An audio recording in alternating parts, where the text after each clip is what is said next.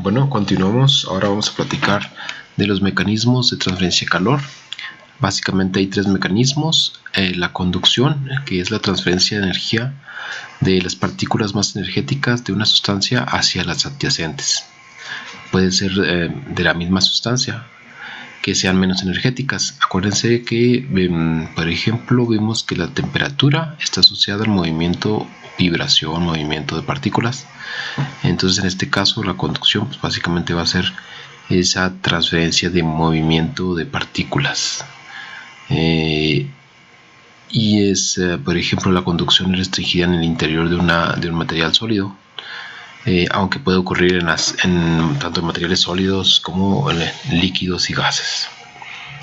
Ahora vamos a ver lo de la convección, que es el modo de transferencia de calor entre una superficie sólida y un fluido, puede ser un líquido o un gas adyacente a esa superficie sólida y que esté en movimiento.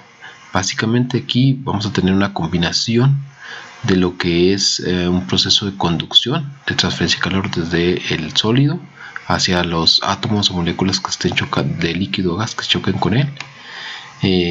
Se transfiere ese movimiento, esa energía cinética de las partículas, y también va a haber un movimiento del fluido, del gas o líquido, que va a propiciar también la transferencia de energía en otras regiones del líquido, del fluido, del gas.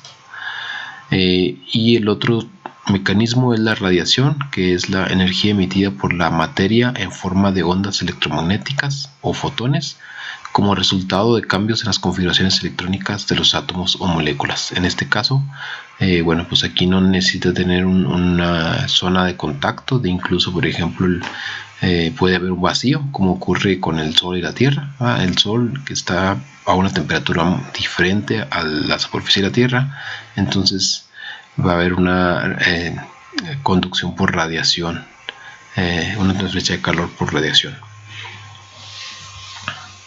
Aquí, por ejemplo, vamos más adelante, vamos a hablar un poquito más detalle de lo que es la radiación. Ahora vamos Este es un ejemplo de donde nos muestran los tres mecanismos de transferencia de calor. Por ejemplo, aquí tenemos la fogata. En la fogata el aire se calienta y este aire caliente, al chocar con las manos, con el material sólido que es las manos, entonces empieza a transferir calor y sentimos esa sensación de calor.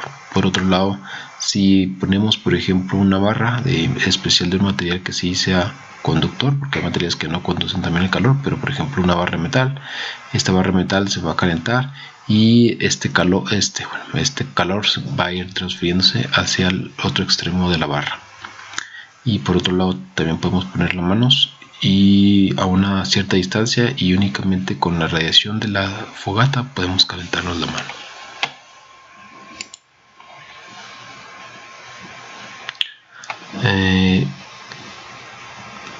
A nivel de partículas, de moléculas, podemos ver aquí qué pasa con los tres mecanismos en la conducción.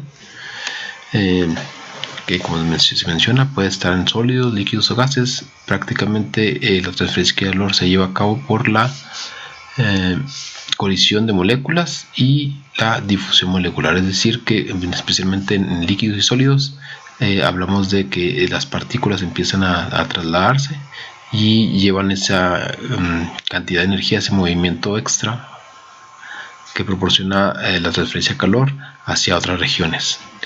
En los gases y líquidos la conducción se debe también a las colisiones y la difusión de las moléculas. Entonces también puede haber colisiones entre las moléculas y eso proporciona también una transferencia de energía. Y por otro lado, en los sólidos generalmente hay como las partículas de moléculas no se mueven tan libremente como los líquidos y gases, se restringe a la vibración de lo que son la retícula cristalina de los sólidos, y también al flujo de electrones, flujo libre de electrones. Por ejemplo, los metales, que tienen básicamente son los núcleos de los átomos, están rodeados por una nube de electrones. Esos electrones se mueven de manera un poquito más fácil entre todo el sólido, y también el calor va a estar influenciado por ese movimiento de electrones.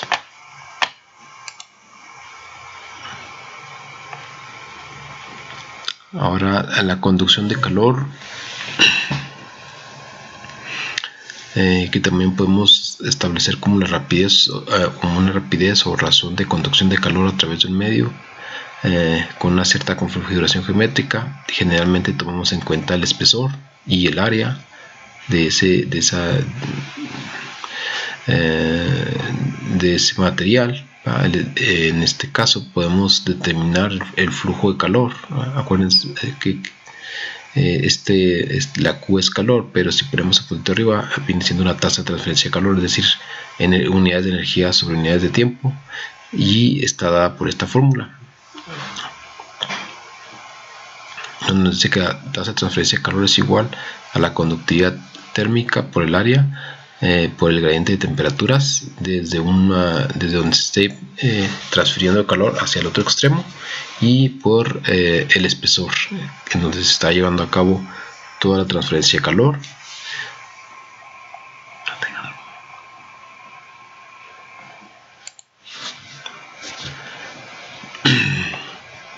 Bueno, por aquí tenemos otra presentación que habla un poquito acerca de la termodinámica y la transferencia de calor.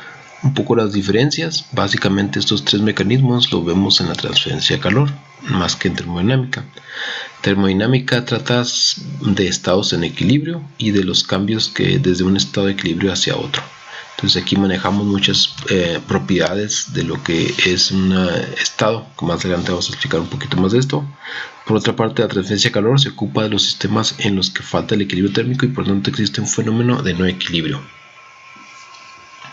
Es decir, aquí vemos cómo se transfiere el calor desde un estado inicial hacia un estado final. Es decir, si tenemos un cuerpo a una cierta temperatura, nosotros tenemos que analizar cómo ese cuerpo, qué camino lleva para incrementarse a una temperatura 2. En cambio, en termodinámica únicamente nos interesa este dato y este otro dato, y lo demás lo calculamos como un total. Por otro lado, el término estacionario significa que ningún cambio ocurre en el tiempo de la ubicación específica. Es decir, por decirlo así, cuando tenemos un sistema donde durante todo el evento son las mismas condiciones, no cambian, entonces le llamamos que es estacionario. Pero si estas cambian durante todo el evento, pues entonces le llamamos no estacionario transitorio. Para ver eso, vamos a ver un ejemplo con una taza de café, igual como lo hemos visto en el primer ejemplo de transferencia de calor. En este caso vamos a considerar una taza de café que está siendo calentada por una pequeña resistencia. Estas resistencias que, bueno, ahora se venden y se conectan a la computadora, y entonces mantiene a una temperatura digamos de unos 40 grados centígrados el café, y de esta forma pues dura más tiempo caliente el café. Esta resistencia,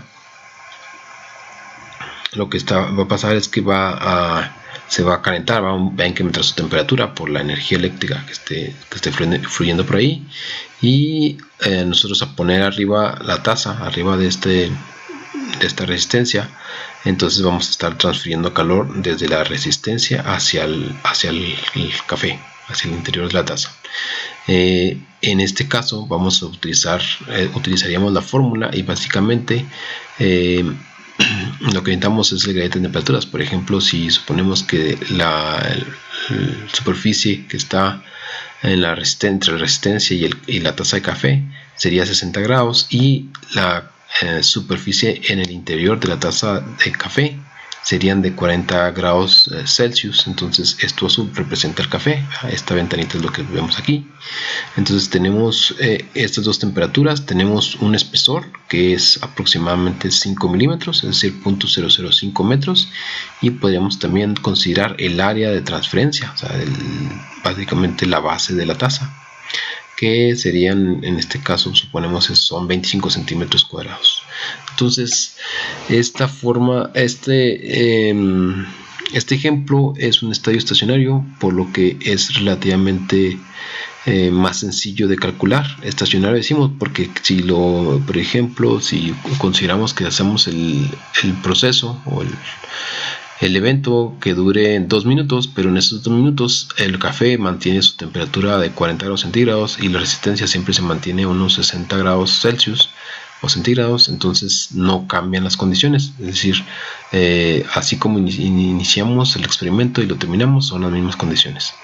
Por otro lado, un problema mucho más complicado es cuando dejamos una taza de café que se enfríe. Inicialmente la taza de café, por ejemplo, tenía esos 40 grados centígrados, pero si el aire en el ambiente está a 20 grados centígrados, pues bueno, tarde o temprano este café se nos va a enfriar y va a llegar a esta temperatura de 20 grados Celsius. Entonces, aquí tenemos que ver que, bueno, como aquí mencionamos, ¿va? El calor por conducción, también aquí hay una conducción en la taza, por ejemplo. Vamos a ver que esta ventanita de aquí es esto de aquí, lo azul es el café y este pequeño esta pequeña parte de aquí es la pared de la taza y por acá tenemos el aire, acá está 40 grados Celsius, acá 20, entonces va a haber una transferencia de calor. Desde el café a lo que es la taza hay una transferencia de calor por convección, y de la taza al aire también es convección, pero dentro de la taza hay una transferencia de calor por conducción. Sin embargo, aquí si vemos el tiempo inicial, por ejemplo, el café está a 40 grados y el aire a 20, y en el tiempo final ambos, tanto el café como el aire van a estar a 20 grados centígrados, entonces la temperatura del café va a estar variando. Por lo tanto, como aquí el gradiente de temperatura está directamente relacionado a la transferencia de calor, esa transferencia de calor también va a ir variando durante el tiempo. Entonces esto se vuelve un problema un poquito más complicado que vamos a resolver cuando veamos el tema de transferencia de calor por convección.